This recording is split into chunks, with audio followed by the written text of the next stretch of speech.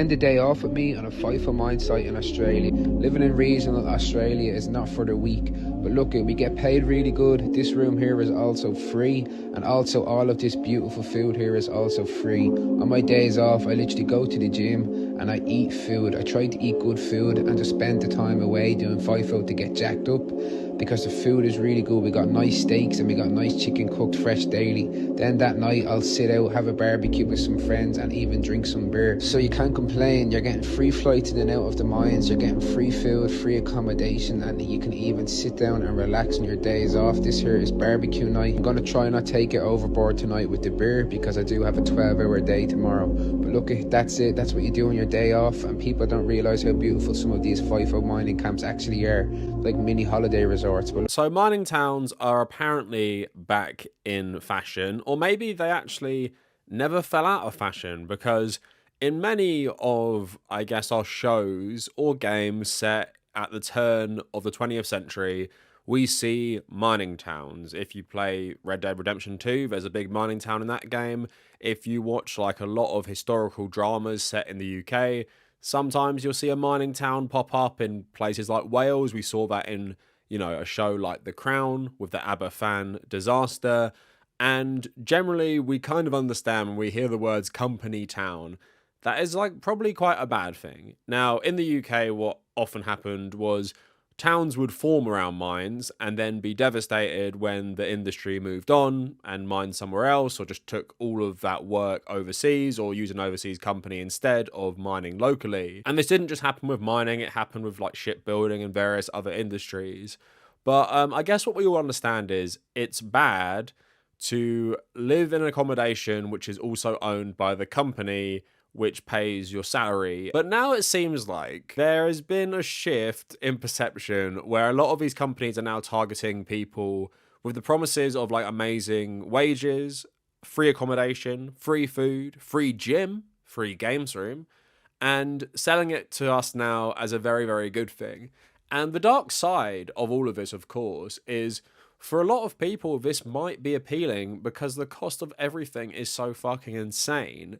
And I fear this is the dystopian reality we're moving towards, that most giant corporations, even if the workers primarily work in offices, they're going to start offering, you know, accommodation, food. All your basic needs will be taken care of as long as you pledge eternal servitude to this corporation. Now, we're seeing right now in America, we have Elon Musk being the shadow president, and he believes in something called technocracy, which actually kind of believes in this. It's basically that it's a dictatorship of the entrepreneur inventor class, but also the everyday person will have their basic needs taken care of, but at the same time they are basically a slave to this thing called the technate. And we're kind of seeing that, and we're seeing like company towns on steroids, and basically like people making company towns for the 21st century and trying to put like this modern twist on it so people don't actually think it's bad, that your employer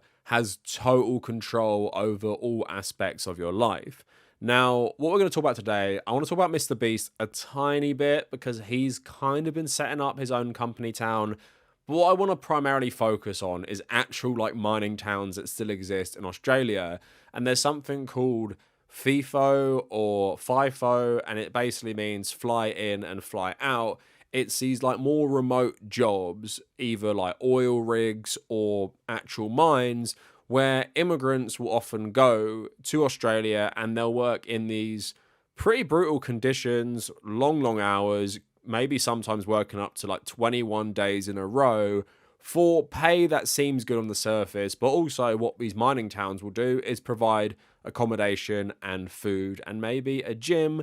And the way it's being sold to a lot of people, it's kind of like a like an all-inclusive holiday in many ways. Like, sure, the work is hard, but with all these benefits, it's kind of hard to say no. So I want to talk about all of that today because I've seen a lot of Instagram reels about this, and loads of people have seen it on TikTok apparently. And we're just going to kind of show you the reality of working in a place that will also provide you with food and accommodation. The catch being you're working brutal hours and you live like, you know, 3 hours away from civilization for like a month at a time. So all of that coming up for you today. Please like the video. Check me out on social media. mainly on Instagram, and also consider supporting the channel with YouTube memberships or on my Patreon page. So first, before we get into the Australia stuff, I want to talk about Mr. Beast. So this article by Best just wrote an article about Mr. Beast company town called Mr. Beast Just a Part of Your Life Now bought a whole neighborhood for his workers. And it just goes through the brief history of famous company towns. So in 1903, Milton Hershey founded the town of Hershey in the Derry Township in Pennsylvania.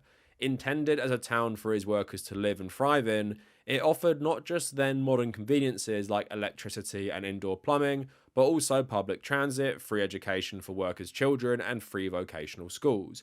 Hershey, Pennsylvania is now a thriving tourist destination. In 1928, Henry Ford converted land within the Amazon rainforest into an industrial town called Fordlandia in order to try and cultivate his own rubber supply separate from the British monopoly of the time. The workers in the town were forbidden from consuming alcohol or tobacco, from enjoying the company of women, and even from playing soccer, and inspectors were sent from house to house to enforce the rules. The tensions regarding the restrictions built up to a worker revolt, quelled days later by the Brazilian army. The town was abandoned by 1934, and not one drop of latex from Fordlandia ever made it into Ford's car. In 1966, Walt Disney unveiled plans for a utopia in Florida, which was to be called the Experimental Prototype Community of Tomorrow. The plan was for a community of 20,000 residents living in neighborhoods that would double as a showcase of industrial and civic ingenuity, where lower income workers would reside in an outer ring of high rises, while the more prosperous could be found towards the center. Disney himself would die that same year, his vision unrealized, and the company chose to make Walt's intended city into a vacation destination instead, which now includes a theme park fittingly called Epcot. And in 2023, YouTuber Mr. Beast bought a neighborhood in his hometown of Greenville, North Carolina, for his friends and staff to live in, and everyone who knows anything about any of the above stories can't help but notice some parallels there. Before we talk about Mr. Beast a bit more, you saw in those examples, you had a terrible, mini dictatorship by Henry Ford, and then you had these ones which were, I guess, better, where your children could get an education, where all your basic needs would be met. And then with Disney, you had a utopian, less respected employees would live on the outside, and more, I guess, valuable employees would live in the inner part of this utopia. But at the same time, although if you live in dire circumstances, these all sound very appealing and nice, wouldn't it be nice if your company took care of you?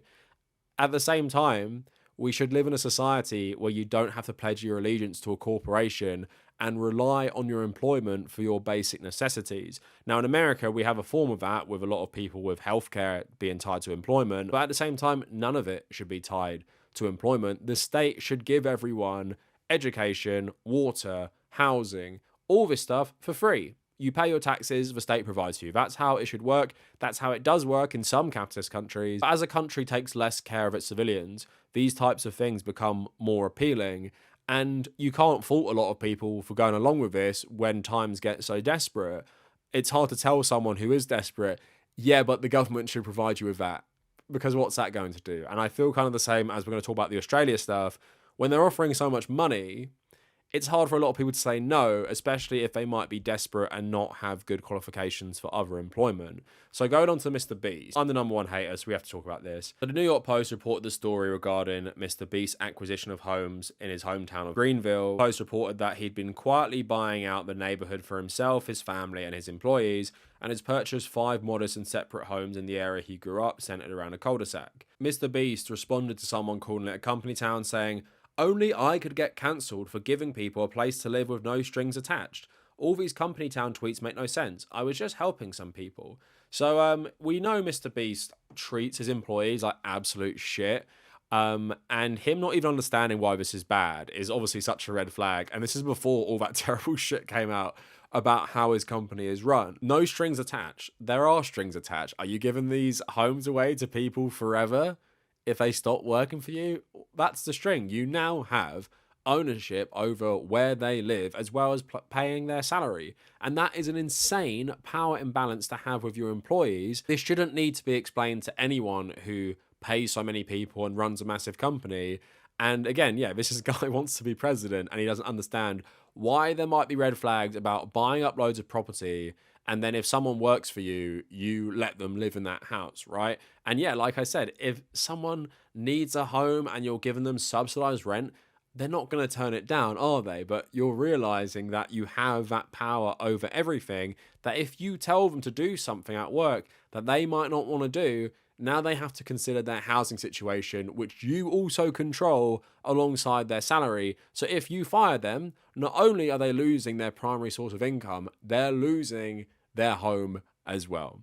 And that's, of course, a problem. And it's insane someone like Mr. Beast doesn't have anyone explain this to him. Again, he thinks he's a great guy, and he still thinks it as well. Despite all the controversy, he still thinks it. Now let's talk about this going back to its kind of roots. Let's talk about like actual mining of minerals.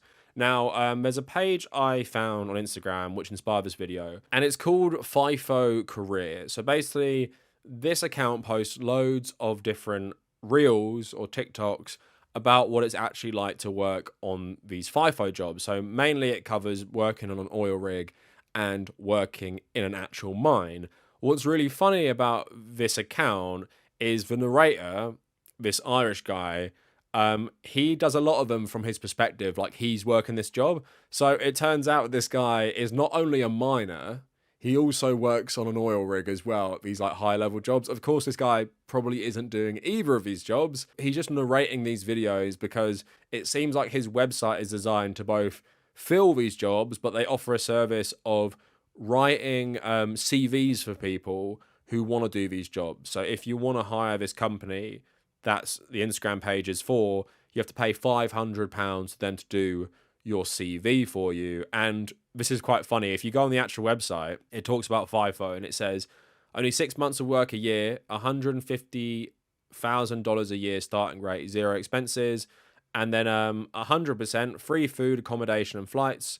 And then underneath, experience Bali, Southeast Asia. Bali, Southeast Asia offers affordable living, stunning beaches, and vibrant culture. FIFO workers love to unwind here with cheap accommodations, delicious food, and exciting activities. Southeast Asia is often cheaper to live on your weeks off than in Australia. That is one of the many options that some workers use due to the long periods of time off. So because it's in Australia, you see this a lot in the marketing. They talk about going to Bali. And yeah, lots of people do that. When they say it's cheaper than living in Australia, that is hiding something that is a bit darker, is that Australia's rent crisis at the moment is fucking insane. Like, it's really hard for just Australians to find places to live that aren't extortionate, or just find anywhere to live. So you're getting all these migrant labourers from Ireland, the UK, or whatever, and yeah, they're saying, well, you might want to go live in Bali in your time off because it's cheaper. You might have to do that. You might literally have to fly to another country every time you have some time off, or you'll just be stuck in a mining town in the middle of the desert. So I want to play you some of these reels to show you like the angle they're going with here and how they're trying to entice people to come stay in these mining towns in Australia. This is how much your bank account can grow after working in the underground mines over in Australia doing FIFOs. This is typically how your day goes. First we wake up, we get a free breakfast. This is what my bank account looked like when I first joined the underground mines. I'm going to show you what it looks like after working in the underground mines for a year. Keep in mind we do get 6 months off. We actually have to row to work in this particular mine because there is a lot of water in it. It's extremely safe though, and we've had no casualties. This is what my bank account looked like after 1 year working in this underground mine. This was actually blown up one of the tunnels today.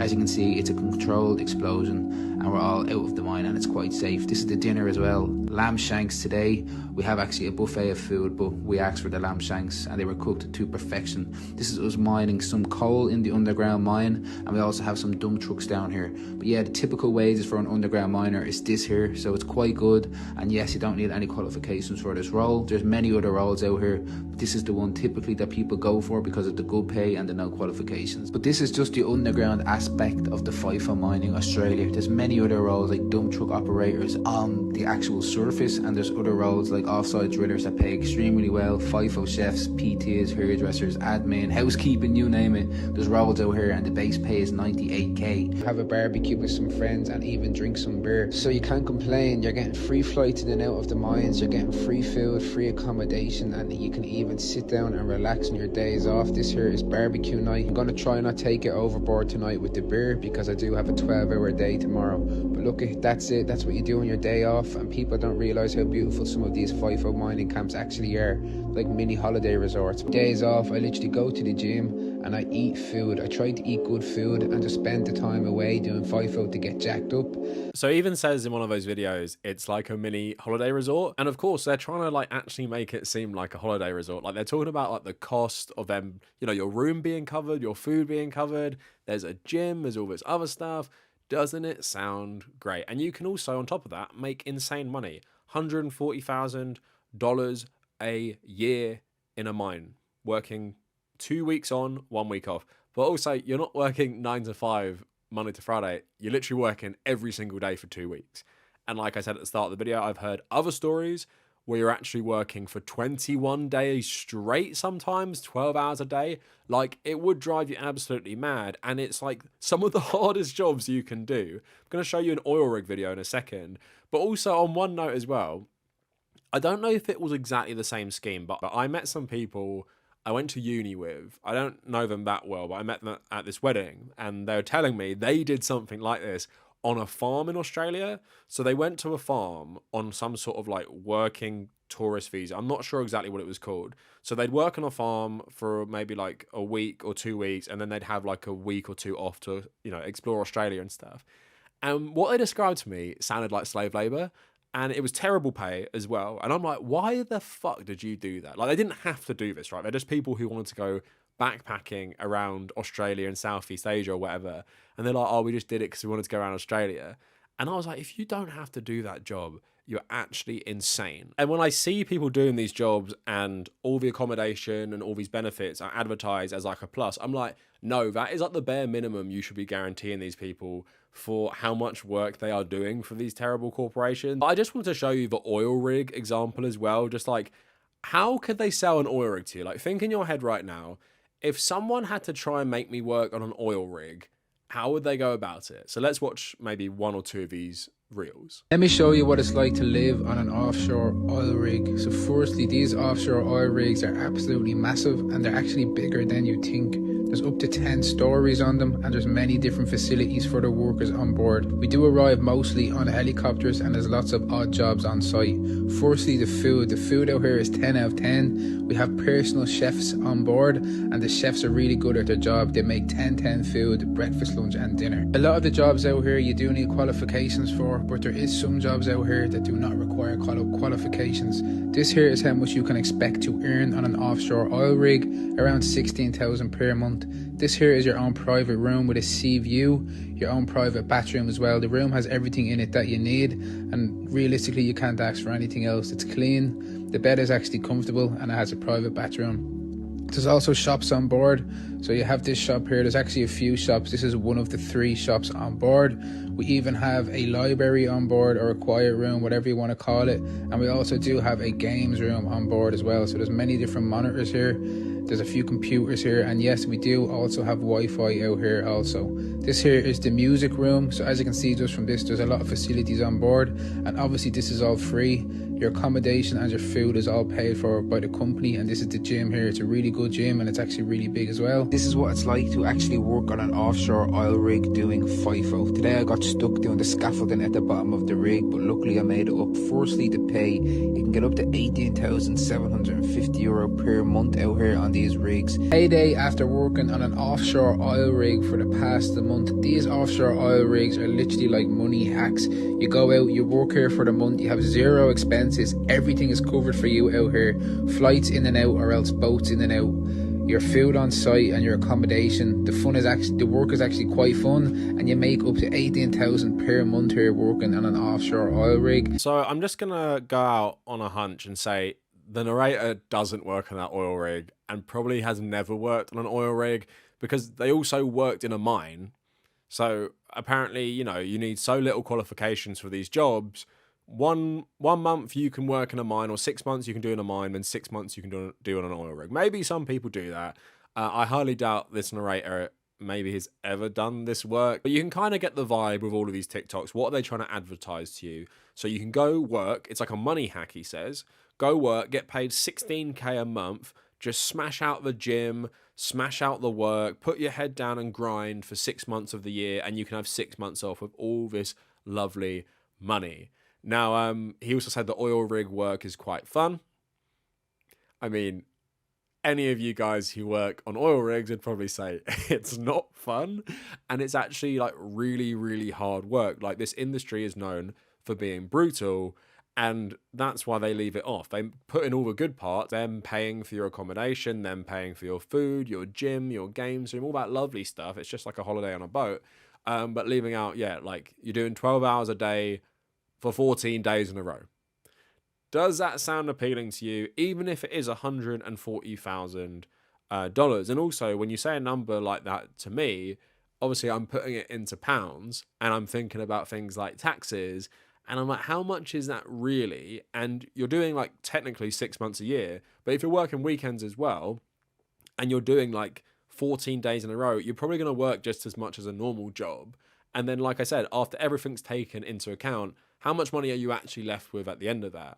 What these things are advertised are to people with like no skills. They constantly say in these TikToks that you don't need any qualifications, like none. You don't need a skill. Just come here, no education, no job history. Just come here and make like $140,000. Does it actually work out like that? I don't want to spoil it for anyone, but no, the reality is actually quite opposite. So just like as a little story I saw recently, young FIFO worker exposes the brutal reality of mining work despite the huge paycheck. So New Zealander Kieran Wheelians moved to Brisbane for a FIFO job as an apprentice diesel mechanic and hit back at Australians who claimed the job was fun, like the Irish guy did in the TikToks. I work 11 hours a day, Monday to Sunday. I have no friends or family around me. I go home just to do the same repetitive cycle. I can't go for walks or anything because the only thing is a road that goes straight for 3 hours. I don't have service, but at least the sunsets are cool. The teenager said his normal workday consists of 11 hours, but on most days he works 13 hours. I'm not even an adult yet, and I bust my ass more than most people. He added that he struggles to make friends as he stays in an accommodation by himself in the middle of nowhere. People commented on his story saying, I'm a FIFO worker myself. I feel you on this. The only good thing is the money. My dad did it, and I only saw him for 12 weeks of the year. Most of them I was at school, and now I don't have anything to do with him. My dad was in the exact situation. He was never around and he regrets it. He wished he chose his family over work. So that's just like a small story of one guy, but this is a sentiment shared by a lot of these people. It's brutal conditions, and also something he touched on. He's a 19-year-old, and in one of those reels you saw them all having like barbecues, and you could probably like imagine this is a place where I could actually make friends. Like, we're here all the time. This hard work might create these bonds between us, and then we're gonna, in our off time, we're gonna relax together. But like, what if you don't get on with anyone? That is something that happens to many of us in the workplace. What if you just like some people, or you get on with them enough, but you don't want to spend extra time with them? Well, now you're stuck in the middle of a desert with these people. And if you don't like them, then, what are you going to do? And he's saying here he doesn't even have signal, so he can't talk to his friends and family back home. He's just stuck in the middle of his place doing brutal labor. So all the good things about the gym, the food, the accommodation doesn't really make a difference when you feel like this. Now, of course, when you're so secluded from the rest of the world, that makes it ripe for like terrible treatment by management, and that includes like harassment of women. And you can see with a lot of this advertising, it's heavily geared towards male workers. That's what they want. But women do work there as well. And there's one reel I saw on that guy's page where he was talking about bar work, and he focused on female workers doing this bar work, and he actually made it seem like it was all right, like you just did like bar work and maybe cleaned up and it wasn't so bad. How much does a bar worker working on the mines in FIFO Australia make per year? Let's get into it. So if you are a FIFO bar worker in regional Australia, you're going to be making up to 8,977 per month and over 2,000 per week. This actually equals over 105,000 per year. This is literally just bar staff, so serving food, drinks and all of that good stuff. Now keep in mind, while you're out here, it's regional work. This is why the pay is extremely good, but the company will pay for your flights in and out of the mines, and they'll also provide you with free food, accommodation, gym memberships and access to all the facilities on site also. Essentially, you're going to be earning over 100,000 per year as a bar worker in the mines with zero expenses and up to 6 months off per year. But an article in 2018 by Natalie Wolf talked about this as well, and I want to speak about this story. So fly-in, fly-out workers speak of the horror conditions they deal with every day. Julia thought she had made it with a new job and a high salary, but soon the vile comments began, and that was just the start. Walking into a donga, the tiny sheds in which thousands of Australia's FIFO workers spend weeks away from home isn't easy for men and women chipping away at the nation's mines, but spare a thought for people tasked with doing all the behind-the-scenes work to keep those frontline workers happy. With the job title of utility, the thousands who don't go into the mines are nicknamed all-rounders because of how much their job title encompasses. Utilities can be tasked with housekeeping, to being thrown in the kitchen, or into admin or groundskeeping work in one day. And according to Julia, a West Australian woman who worked in the state's mines for 3 years, the working conditions utilities and women in other mining jobs face are just as bad. I was having a drink in a bar with a girlfriend 2 months after we started this work, and the site manager walked up to me and said, "The only reason I put you in the kitchen was so I could walk past you and stare at your ass every day." That was the boss of the whole site, and he said that to me. It wasn't just the harassment. Utilities are also given impossible tasks and quotas to fill, all while they're on a salary of $64,000 a year. When you hear $64,000, you think that sounds quite decent, but when you're working 12 to 14-hour days, and for manual and hard labour that's nothing, it ends up to being around $20 an hour for the work you do. So the reality of working in one of these like utilities jobs is, a far cry from what you're being sold on TikTok. And I would just say to most people, if you're going to do a job like that, do you really want to be in the middle of the desert with loads and loads of men working brutal jobs themselves who might be, having issues with like substances as well, like alcohol or whatever else they can smuggle in, and you have no protection? Who do you go to? HR? The security services? Like, what do you do if there's an actual problem? Like, who protects you? No one. So why would you put yourself at risk as well? Like, for terrible pay, like $64,000, I think they mean Australian dollars, right? So it's not even that much money. But you can see how people are seduced and how the company town has been rebranded into something positive for the grind set culture. Come here, put your head down, work a manly job, and smash out the gym with high protein meals on the side. But to just end the video, like I was saying, I think this is going to become even more common. Not so much like immigrant labor to Australia, although like it seems like this is becoming more popular. I'm talking more just about corporations offering basic necessities to entice you to be a loyal corporate slave, because the world is going to shit right now. Like in a country like Australia, where grocery prices are high, rent is high, there's a housing shortage, this becomes more desirable for people. And now in many places, like many countries around the world, the cost of living, which is an insane phrase, is so high.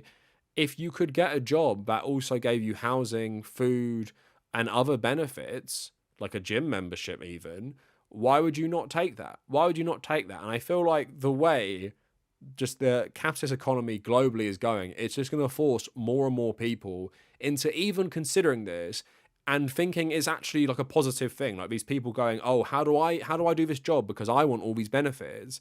And it's just like annoying that we don't reframe the conversation of no corporation should have to offer these benefits to people to entice them to work there. And it shouldn't work as a marketing strategy that you can get free gym and free food and a free bedroom as a positive thing. It should be the state takes care of all of us and we all have those things regardless. And then if we have to still work in the capitalist economy, we don't have that thing over our head threatening us onto the street if we don't just get any random fucking job. And people like Mr. Beast is oblivious to this, but mining towns know what they're doing. It keeps people loyal and it is a benefit for people at this time. Otherwise, they wouldn't need to offer this and it wouldn't become so popular with loads of rando teenagers from the UK or Ireland signing up for these jobs and seeing housing and food as something that they're like, oh yeah, that's fucking great, isn't it? I can get food. I can actually afford to live now because I'm doing this brutal mining job. But anyway, I thought this whole concept was interesting. I hadn't really been exposed to it much beyond that conversation I had with someone I knew. Let me know what you guys think down in the comments. And if you made it this far, thank you for watching.